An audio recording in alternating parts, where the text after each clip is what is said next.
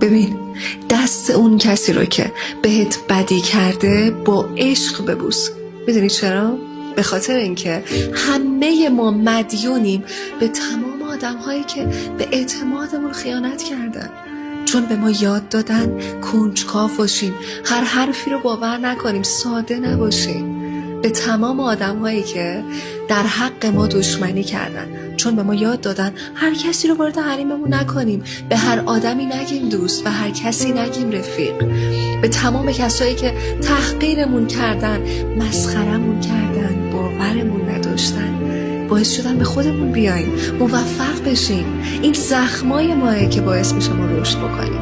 میگه پرسیدن به خودت افتخار میکنی؟ گفتم بسیار. پرسید چرا؟ گفتم چون هیچ کس نمیدانن من چندین بار خودم رو بازسازی کردم که زندگی الانم رو داشته باشم.